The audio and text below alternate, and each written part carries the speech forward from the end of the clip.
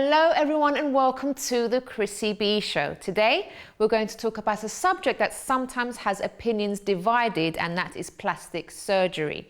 We're going to explore the reasons why people do it and what goes through the minds of those who decide to enhance their beauty, as some may say. So, are you against plastic surgery, or do you think it's a great idea? Would you ever let your child get plastic surgery done? Let us know your thoughts and get involved in this debate through our usual channels by tweeting us at Chrissy B Show or comment on our Facebook page, The Chrissy B Show. Tonight we have the story of Jim McGrath, who will be joining us via Skype all the way from Lincoln, telling us about his nips and tucks and what he does. And we also have in the studio some experts in this field, including BAAPS, which is the British Association of Aesthetic Plastic Surgeons, Surgeon Mr. Naveen Cavale, and psychotherapist and life coach Alexandra Koren. And later on in the show, I'll be sharing some of my wisdom as to how to love yourself just the way you are. But first, it's the news with Helena Shard.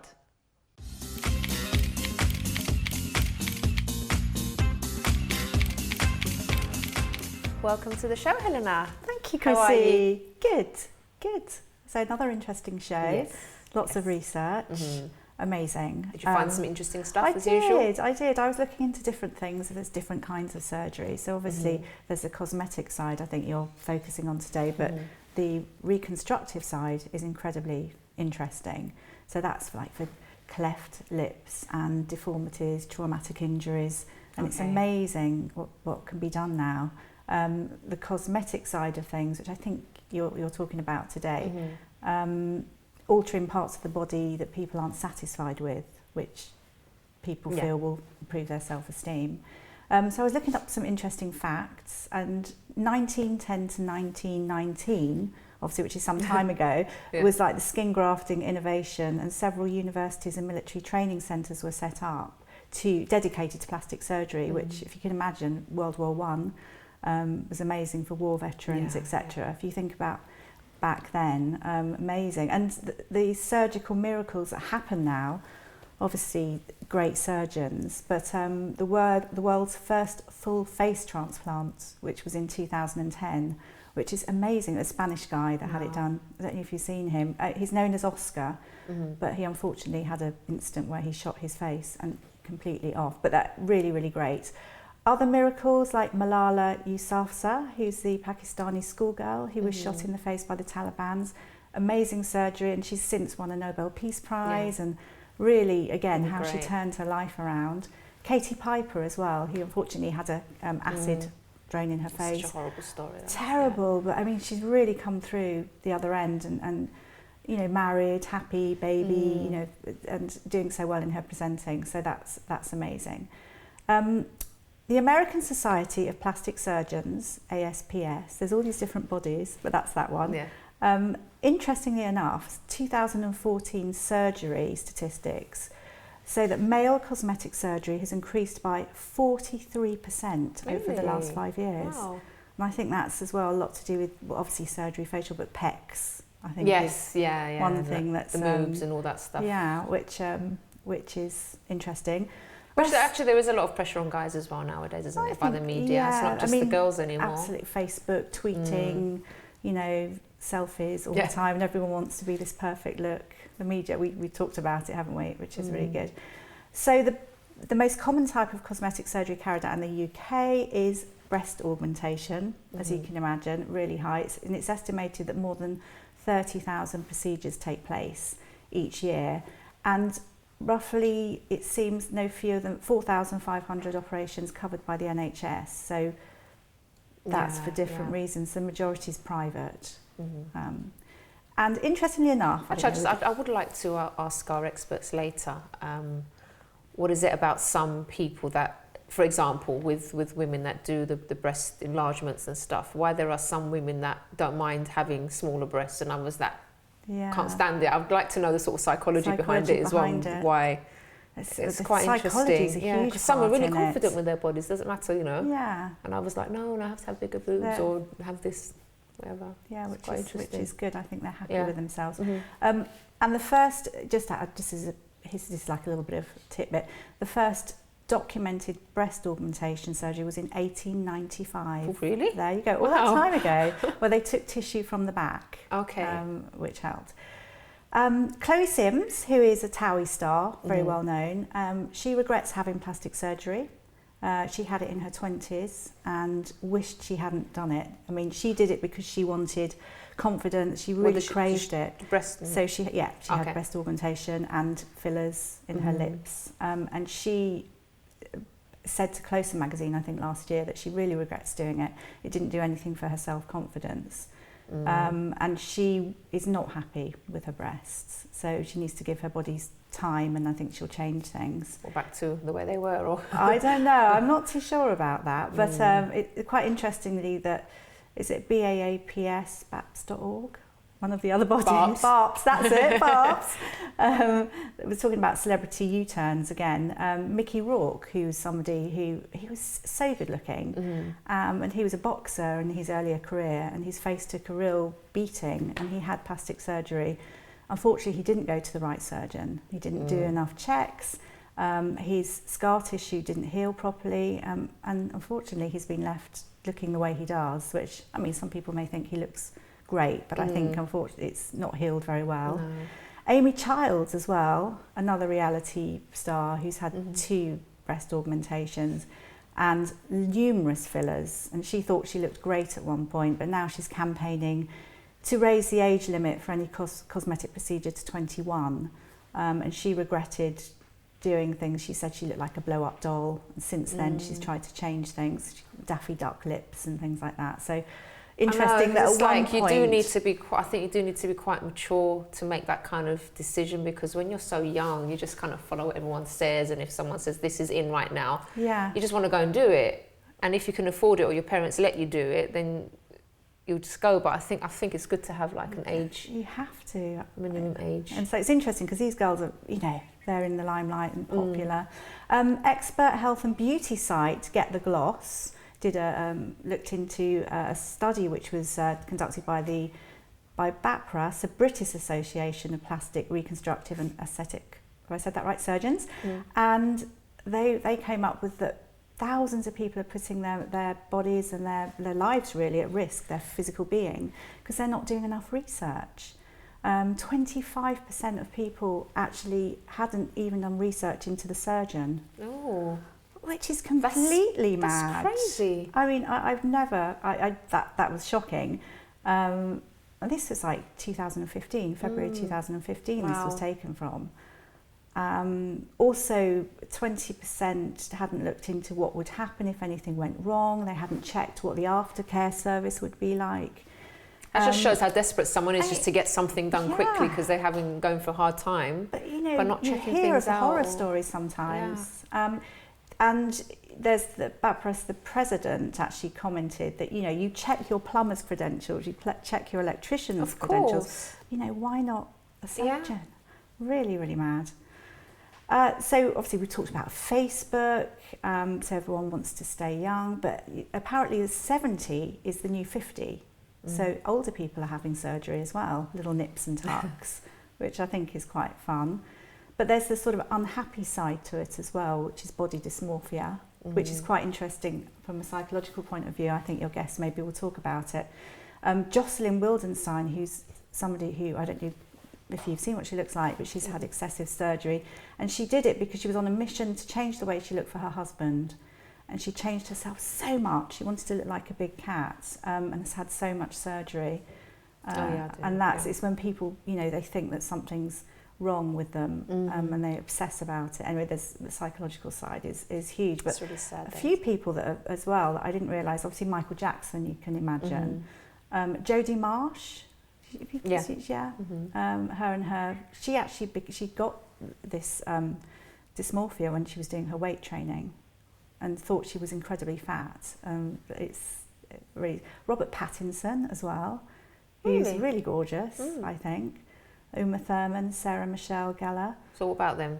They also suffered from it. Really? Yeah.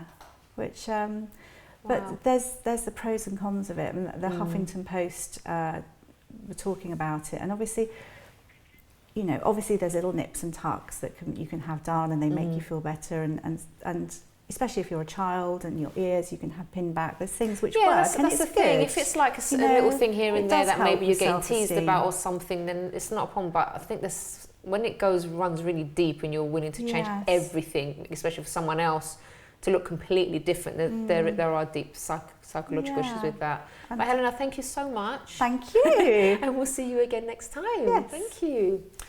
All right, so if you want to join this debate on plastic surgery, do tweet us your thoughts and opinions on @ChrissyB Show or comment on our Facebook page, The Chrissy B Show. Don't go away, as after the break, we'll be speaking to our guest, Jim McGrath, who'll be telling us about his nip and tuck stories right here on The Chrissy B Show. See you in a second.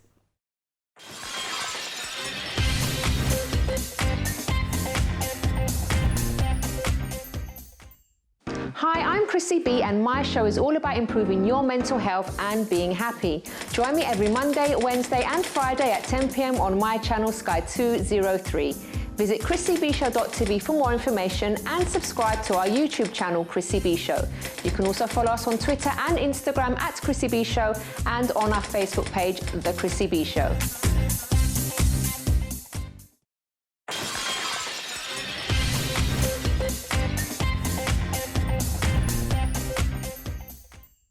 Welcome back, and if you've just joined us, today's show is all about plastic surgery, and right now we have Jim McGrath via Skype all the way from Lincoln, who's going to talk about his personal experience with this as well. Hello, Jim.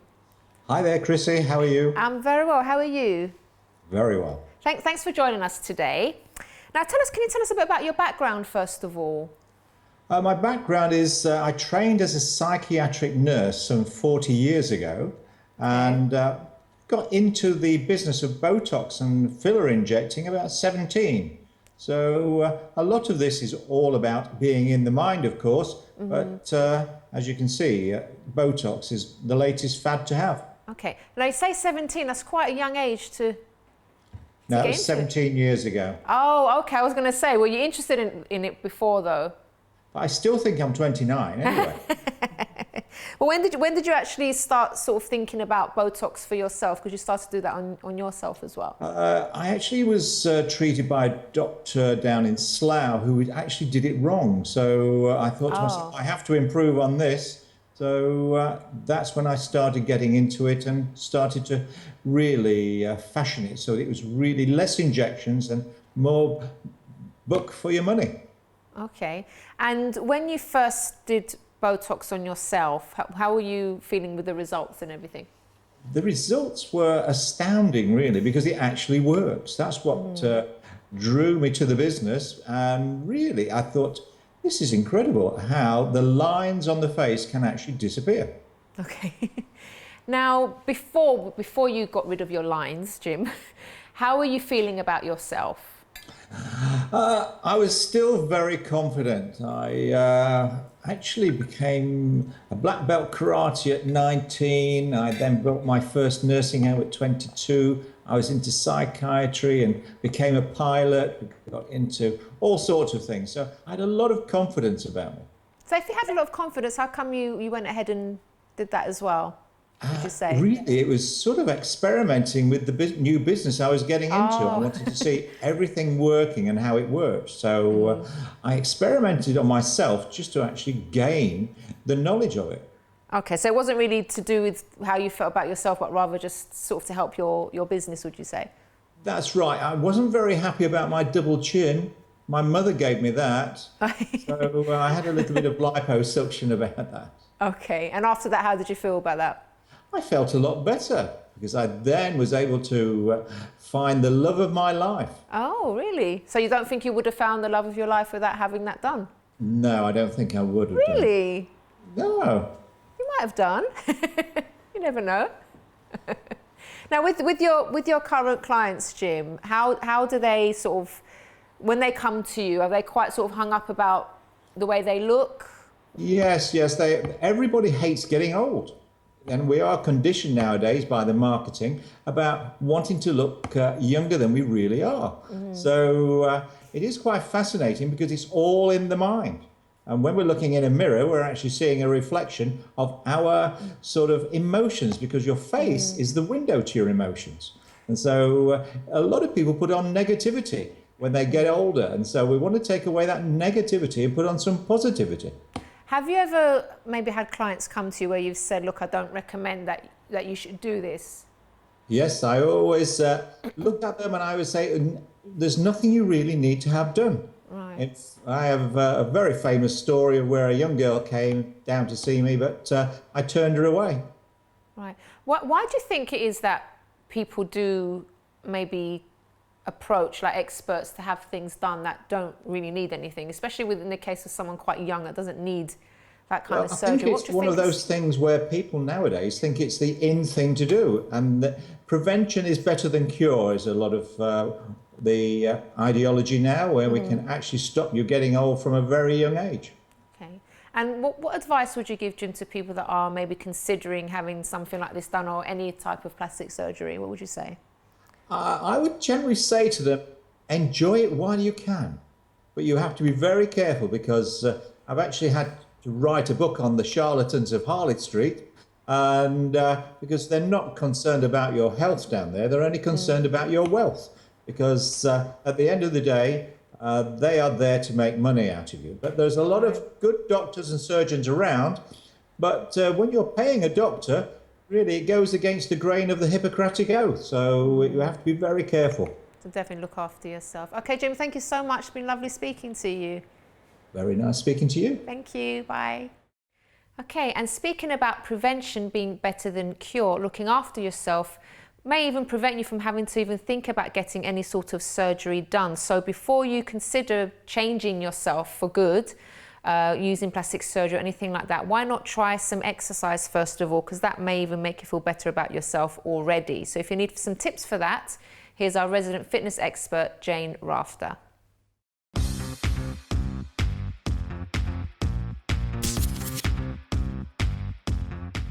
Hi everyone, I want to talk to you today about fat burning, the dreaded fat. Okay, so one thing that you just need to bear in mind is when you look at your body, you'll store fat in different places just according to your genetic makeup. The unfortunate thing is that you can't choose where to shift fat from.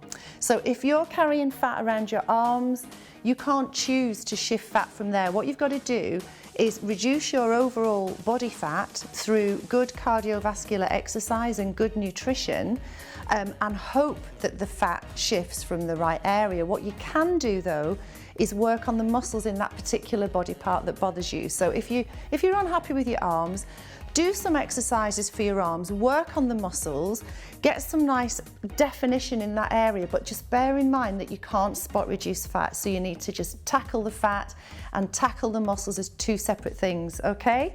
So enjoy your exercise and I'll see you next time.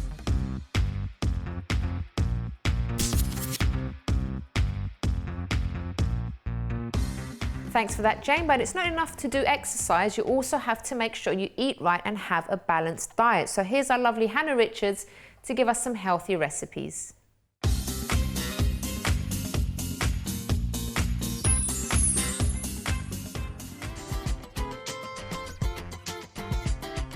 So we're going to make a frittata. A frittata is the ingredients we need for a frittata are eggs. Today we're going to do chorizo, goat's cheese and mushroom, some black pepper, some Himalayan sea salt, a little bit of coconut oil or butter, and you're ready to go. Okay, so Chrissy, I'm going to get you to crack 6 eggs in the bowl.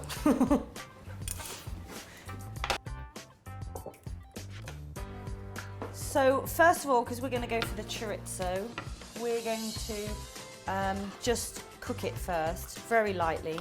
This is a really good Spanish chorizo, and all I would say with meat is get the best quality you can. Okay. Does make a huge difference, doesn't it? Yeah, to flavour and taste, absolutely. And then Chrissy, if you put a bit of black salt into that, black pepper into the eggs, and a bit of a pinch of Himalayan salt.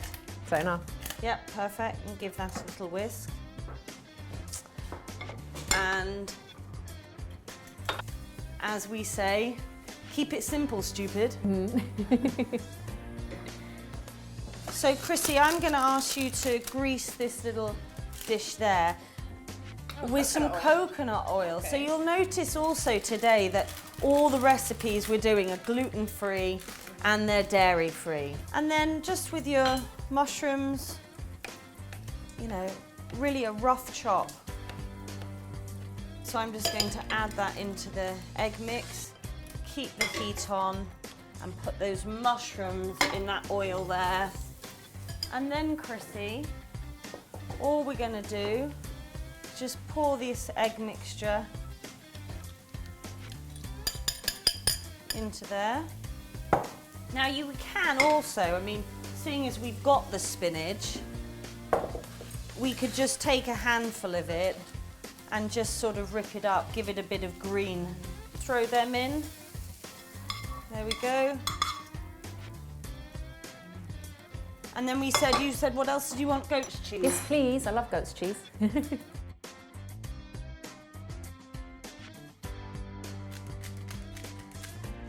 Bon appetit. So quick. And how long does that take now in the oven? So this, we'll put this in the oven for 20 minutes.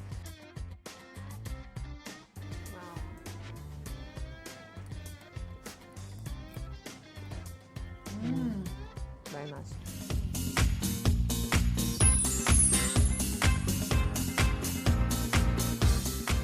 Thanks very much for that, Hannah. Now, if you at home would like to share your opinion about this subject, or you have a story you'd like to share, you can contact us by filling in the form on chrissybshow.tv. You can also send a message on our Facebook page, The Chrissy B Show, or tweet us at Chrissy B Show. We'll be back right after this break.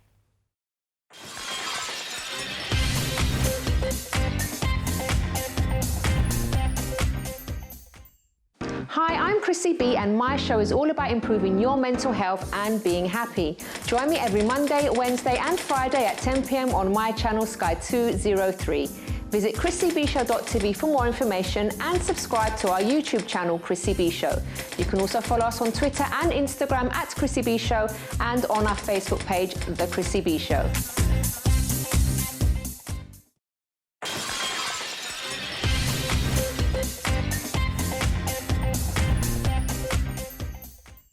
Hello everybody, and tonight is all about plastic surgery, and now we're very lucky to have on the show some experts in this film. BAAPS surgeon Mr. Naveen Cavale and psychotherapist and life coach Alexandra Koren. Hello. Hiya. Thank you so much for coming on the show today. You're very welcome. So obviously we want to sort of discuss the advantages and disadvantages, but I'm really interested to kind of know why the sort of the psychology behind why people want to do plastic surgery, cosmetic surgery. Obviously reconstructive surgery needs to be done, but cosmetic surgery not so much. So let's concentrate on that. Why do you think people really feel the need to do it? We'll start with you, Alexandra. Sure. Well, there's a spectrum of factors. Mm-hmm. You can have like reconstructive surgery, which is really important, and there's no denying the benefits, both mental and physical, of having plastic surgery in those cases. Yeah. Then you have the pressures of society. Mm-hmm. Something else to take into consideration. What are the standards of beauty today? Yeah. The pursuit of youth, and then you have people who may have a psychiatric disorder, such as body dysmorphic disorder, and that's a whole different spectrum. There's a whole different issue to discuss there. Okay. Now, in your line of work, what's the most sort of common thing that people will come to you with, and like maybe hang-ups that they have about themselves that you help them with? I mean, as you were saying, Chrissy, the most common procedure that we do in the UK is breast augmentation, breast implants, and the vast majority of patients that come and see me are requesting that. And coming back to the reasons why they have it done, I would sort of say it's a lot simpler than that. Most women who come asking for breast enlargement don't come in saying, I want to be really big, or I want to have the most fantastic breasts in the world. They actually come in saying, you know what, I just want to be normal, or I want to go back to being normal. I've had kids and I've lost the volume, and I just want to go back to feeling normal. And that doesn't mean I want everyone else to think I'm normal, or I want my partner to think I'm normal. I want to feel normal, and that's probably the most common reason I see. Okay. And how do the women feel after they've had these? In those sort of instances which I think is a perfectly reasonable reason to have a breast augmentation, say, they're invariably delighted, provided it's been done by taking into account exactly what they've asked for. You know, they're more often than not, they're just saying, look, I just want a little bit of a refill, for example, you know, for after having had kids, as I said. And when you give them exactly what they seem to have in mind, which is not always very easy to work out, so that's why, you know, taking a lot of time consulting with them, making sure they've understood the pros as well as the cons. You know, this is surgery, this is not just going and getting a haircut, which will grow out after a while and can be redone. This is permanent. So they need to understand that this is surgery, it's an operation, it has risks. And generally speaking, they've thought about it, it's something they've really wanted to do for a long time, and then they just come along going, I finally plucked up the guts. Actually, if you can do a good job, I'd be really happy. And when it goes well, it goes fantastically well. And generally speaking, they're delighted. Very happy, okay. I think that's really important, sorry, but I think it's really important what you're saying, because doing the research and going into and asking yourself why do I want to alter my exterior? What is it? What's going on? Who can do this for me? Is it gonna change the way I perceive myself? How is this gonna help me live a better life? Have you the people that you coach as well? Has any of them come to you and said, "I'm considering cosmetic surgery," and you know, how have you advised them with that? Well, my role is to go underneath and see what the reasons are and the history and the sense of self, and build a stronger sense of self. Ultimately, it is their decision, so I cannot recommend or say what they should or shouldn't do. But I can help them find out and become more self-aware and have a better understanding of themselves. What are the usual, like, deep-rooted issues that you come across then when it comes to the way people feel about the way they look? Well, it's often messages that have been passed down either through parents. Some kids have been bullied in school. And like that, those messages become your internal dialogue. So the things that you heard outside, then you start telling yourself, and that dialogue becomes your story, and it becomes your narrative, and that's what you repeat over and over again. So it's almost like creating glasses. Somebody gives you gray glasses. You put them on, and you continue living through life with those grey glasses without understanding that there are other glasses you can wear. And you can view life in a whole different way. So my role as a psychotherapist and life coach is to be able to help people see that they have the possibility to shift the perspective. Okay, which is very important sometimes. Now, according to, well, we heard the news earlier, and I was quite shocked that some people don't even do any research on the surgeons and everything. How can you find, if you do want to go ahead and have cosmetic surgery, how do you make sure that, you know, the person you're going to is kosher? Well, I think in the UK and in most of Europe, it's relatively straightforward. You look your surgeon up. I mean, you can do that on the internet. You can look your surgeon up on what's called the GMC Specialist Register, where someone like myself will appear, all of my qualifications appear, how long I've had them for. Look us up on websites such as the BAAPS website. You know, surgeons that are members of BAAPS they have to meet a minimum criteria. They generally have to have qualified in plastic surgery or have an equivalent from abroad. They have to have gone through a very rigorous training program. I mean, my plastic surgery training was 6 years from start to finish, and that doesn't include my basic surgical training where I learned how to become a surgeon, and before that when I learned how to become a doctor, and research in between. So we spent a long time getting here. And it's really annoying when people go to people that, you know, don't know what they're doing and they botch things up. And then there are the more straightforward things. Is your surgeon based in the UK? So I operate in London, I live in London. So if I've operated on someone and they have a problem later on that day, I'm not on a flight back to somewhere, you know, across the world. Do they have insurance that's in the UK? So if you have to make a claim against your surgeon because something's gone wrong, and things do go wrong even with the best surgeons, but if you do want to pursue that course, you need, at least if your the insurance company of the surgeon is in the same country that you live in, you're probably going to get further than if they're somewhere abroad, offshore. And generally speaking, look at what else they do. So what I would say is somebody who is a proper plastic surgeon is someone that, as well as the cosmetic work, does the reconstructive work. So, and the reason for that being important is that if things do go wrong, then they know exactly how to put it right. Fix it. Okay. Yes. Now, would you ever, well, have you ever had any clients where you've thought, this person does, I don't want to operate on this person because they really don't need it? Have, you know, what is, where would you say that this person really doesn't need it?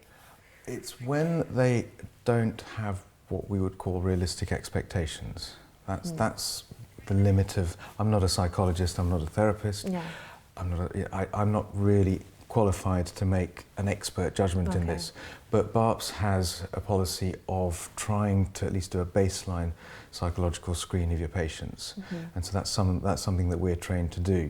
So there are certain alarm bells. So if the patient doesn't have realistic expectations, you know, that what they're asking for is wholly unreasonable and just not possible in the real world. You know, it defies the laws of physics.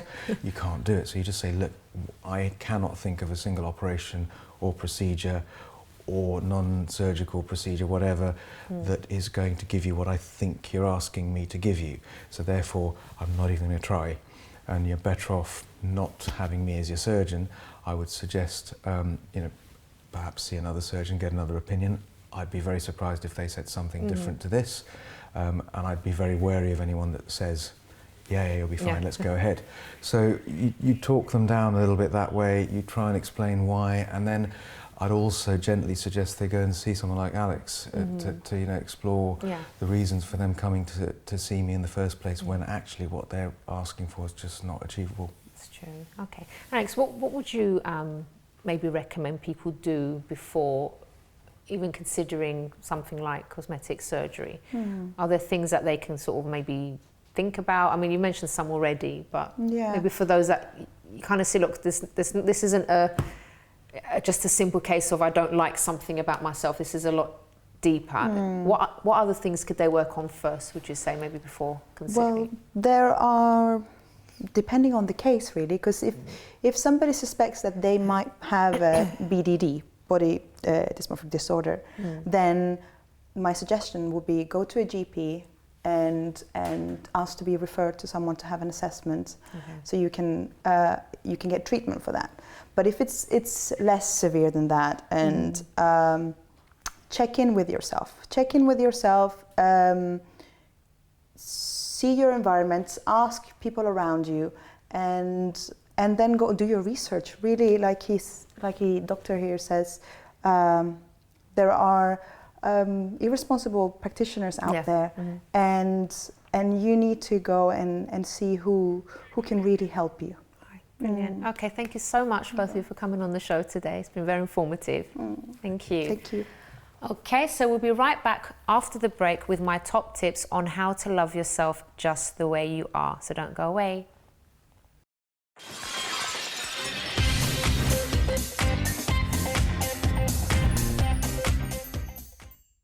Hi, I'm Chrissy B, and my show is all about improving your mental health and being happy. Join me every Monday, Wednesday and Friday at 10 p.m. on my channel Sky 203.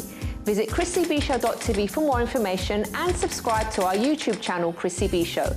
You can also follow us on Twitter and Instagram at Chrissy B Show and on our Facebook page, The Chrissy B Show.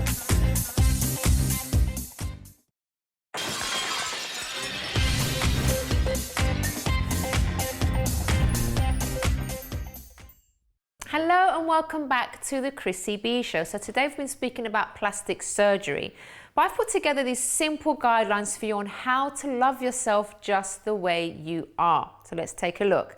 The first one is to accept that you're not perfect. Now, when people look for perfection, this can lead to all sorts of mental health issues such as depression, eating disorders, and many other things.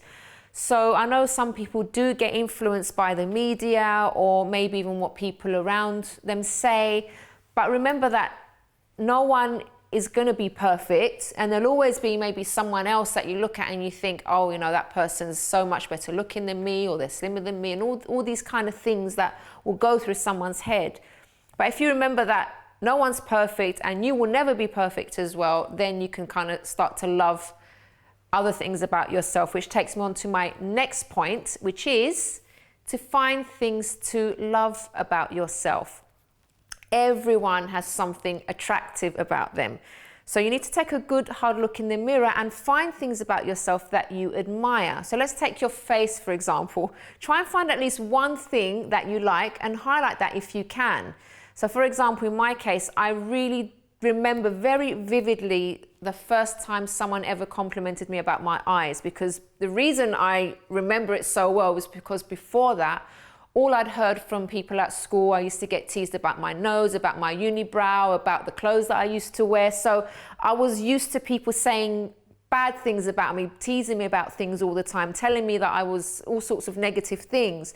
So when this person did say, oh, you've got really nice eyes, I was a bit stunned because I hadn't realized it. I hadn't seen for myself. And then after I got that compliment, the first ever compliment I got, I think, from someone other than my parents. So when I first got that compliment, I did actually start to go home and look at myself in the mirror and think, okay, they're not bad actually. I never noticed before. So then I started to kind of, put the makeup on and try and accentuate my eyes and everything. And I gained confidence through that. So even though I'd had so many negative comments about other things, but I found something else to love about myself. So you have something as well. Don't think, you don't have anything nice about you. You probably do. And if you don't know maybe what that thing is or things are, why don't you ask someone, maybe someone close to you, what do you think's nice about me? Or maybe someone's complimented you on something that you didn't expect. Why don't you just kind of believe them instead of maybe thinking, oh, they're just trying to be nice. So take that on board as well. And don't just think only about your looks, but what other things maybe have people complimented you on regarding your personality perhaps. So you can home in on those kind of things, and actually those things about your character can make you very attractive as well. The third point is to be nice to yourself. So I'm talking about not only in the way you think, but also in the things that you say out loud. Now, I do like to give this example because sometimes there are things that we say to ourselves that we would never ever say to someone else. So for example, would you go up to your friend and say, oh my goodness, you look like a big fat cow today? Would you ever say that to a friend or someone that you love or even hate actually? Would you say that to them? You wouldn't. But you may look at yourself sometimes in the mirror and say exactly those kind of words. And it's amazing how negative we can be towards ourselves. So you really need to be careful of what you think about yourself and what you say out loud to yourself as well, and stop doing that. Start feeding yourself with positive things about yourself, and don't put yourself down. You don't have a right to do that. When we see other people being teased or people saying nasty things about someone else, we don't like it, and we sometimes will stick up for that person. So you need to stick up for yourself too. The next point is to follow your own dreams. Now, this is part of loving yourself because, I'm a great believer in listening to advice, taking things on board, but at the end of the day, you really need to follow your own dreams, because if you don't, this could even lead to not loving yourself very much and not being happy with yourself. So for example, if maybe you are studying something that you really don't want to be studying because maybe parents have kind of pressured you to do it, or you're in a job that everyone's telling you this is a great job, but you want to do something completely different, you should go for it. Do the things that you love to do the things that you're interested in doing, because those things, once you're happy every day doing what you love doing, that will also show on the outside. You'll be more confident about yourself, you'll be happier about yourself, and even a smile could actually make you more attractive as well. The next point is to improve on whatever you can. So if your hang up, for example, is about the way you look especially, so if you're overweight, try losing some weight or getting toned up, or you can eat better so that your skin glows. You can maybe get a new hairstyle, and you can even sort of learn new skills that can enhance the way you look. So for example, this is something that I did. I went to this academy to learn how to do makeup properly. So let's take a look at this.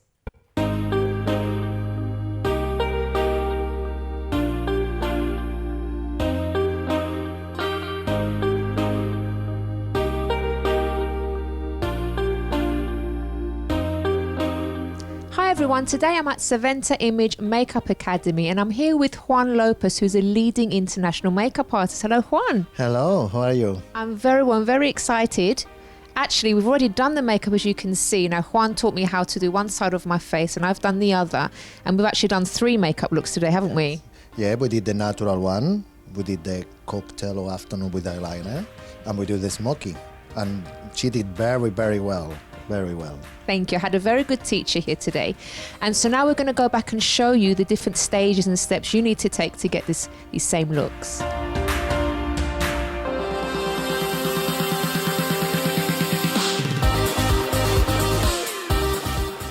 Right, so as you can see, I've had half my face done by Juan here, who's the expert. And I'm going to attempt to do the other half of my face under his careful supervision. And now you take a little bit the primer and you put just in the areas you have a little bit more. Yeah, so I'm a little bit oily here and yeah. here on my nose, so I'll put some. You don't need to use a lot because it's very strong primer, just a little bit. Now we're going with the foundation, with the concealer. Okay. I mix a little bit like a yellow tone with a little bit orangey. Orangey is the mean you have a little bit pink. Mm-hmm. Brushes is very good. Sometimes I use brushes, but when I do the brush, and then I finish with my fingers or with a sponge for setting. The white powder is just for give you highlight under the eyes because it's different powder than this. And that is more for setting your foundation. So you're doing good, like it.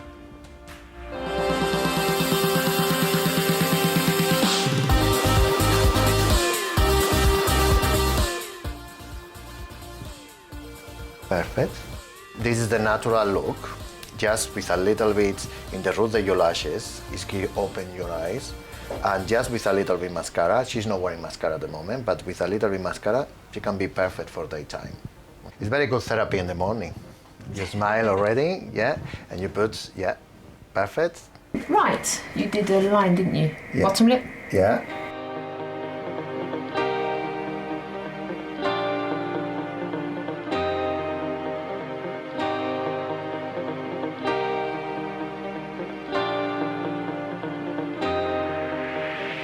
Okay, so this is the final result. I did this side of my face, and now what we're going to do is build up on this look to give a more smoky eye look.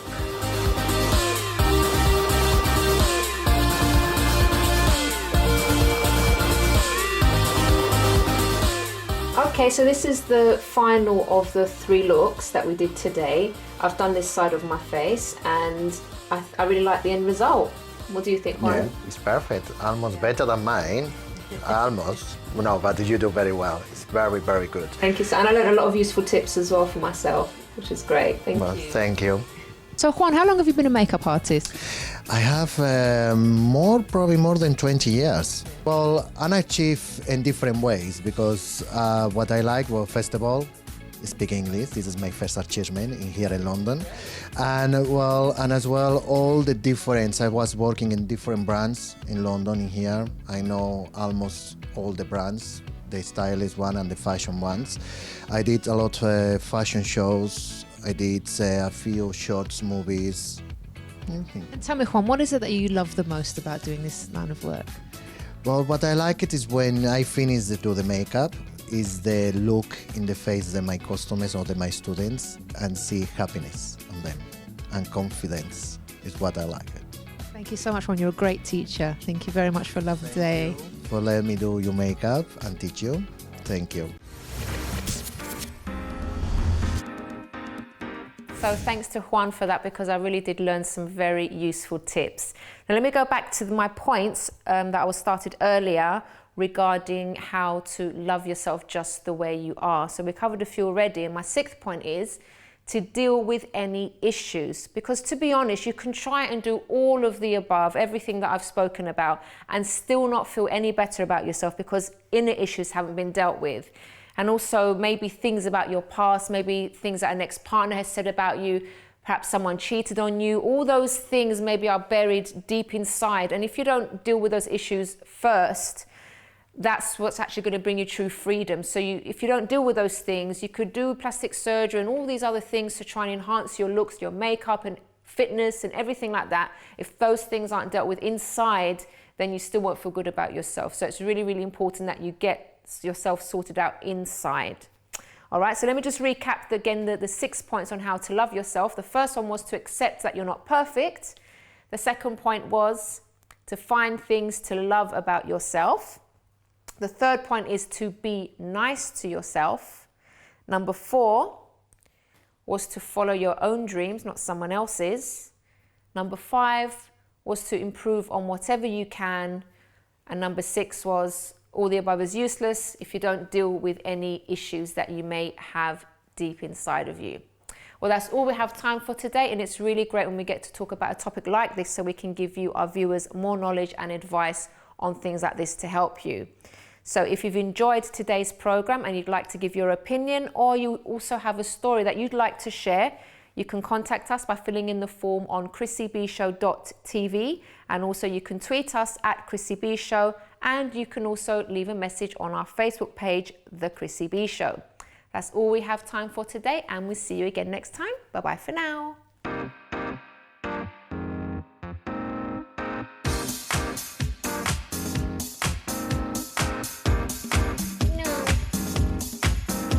Sorry, they're talking to me, by the way. I think I'm a bit weird. You know that. Has it gone? Has it gone? Oh no.